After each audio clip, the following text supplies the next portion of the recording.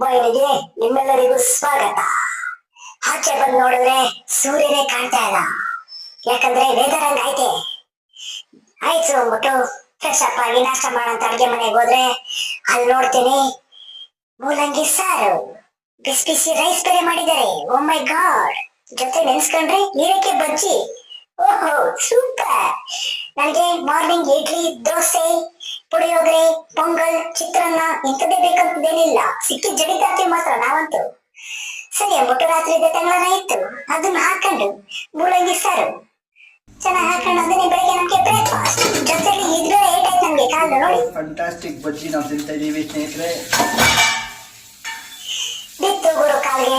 ಅಯ್ಯೋ ಆ ಚಳಿಗೂ ಇತ್ತು ಏನು ಬಿಟ್ಟು ಹೆಂಗ್ ಏಟ್ ಆಯ್ತು ಅಂತಂದ್ರೆ ಸರಿ ಬಿಡಿ, ನಾಶ ಮಾಡ್ಕೊಂಡು ಹಂಗು ಡ್ಯೂಟಿಗೆ ಹೋಗ್ಬೇಕಾಗಿತ್ತು. ಹೊರಟೆ ಆ ವೆದರ್ಗೂ ಮತ್ತು ಆ ಗಾಡಿ ಓಡಿಸ್ಬೇಕಾದ್ರೆ ಬೈಯೆಲ್ಲ ನಡ್ಕ ಸ್ಟಾರ್ಟ್ ಆಗೋಯ್ತು ಗುರು.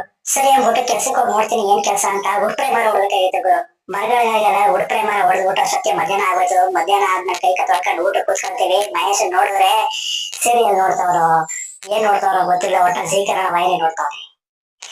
ಜೀ ಕನ್ನಡ ವಾಹಿನಿನ ಪ್ರತಿಯೊಂದು ಧಾರಾವಾಹಿನೂ ಇವನೊಬ್ಬನೇ ನೋಡೋದು ಕೂತ್ಕೊಂಡು. ಇವನಿಂದ ಟಿಆರ್ಪಿ ಹೋಗ್ತಾ ಇದ್ದವ್ರಿಗೆ ದಯವಿಟ್ಟು ಅವ್ನಿಗೊಂದು ಪ್ಲೇಸ್ ಕೊಡ್ರಪ್ಪ ಚಾನಲ್ ಕಡೆ ನಾ ಕೇಳ್ಕೊಳ್ತಾ. ಮಧ್ಯಾಹ್ನ ಊಟ ಮಾಡ್ಬೇಕಾಗಿತ್ತು, ಅದ್ರ ಮೇಲೆ ಗಮನ ಕೊಡ್ಕೊಂಡು ಉಪ್ಸರು ಮತ್ತೆ ಜೊತೆಲಿ ಹಪ್ಪಳ ಇತ್ತು, ಚೆನ್ನಾಗಿತ್ತು. ಊಟ ಮಾಡ್ಕೊಂಡು ಅಷ್ಟೊತ್ತಿಗೆ ಈ ವ್ಲಾಗ್ನ ಮುಗಿಸ್ತಾ ಇದೀನಿ. ಬಾಯ್ ಅಂತ ಹೇಳ್ತಾ ಇದೀನಿ. Bye friends.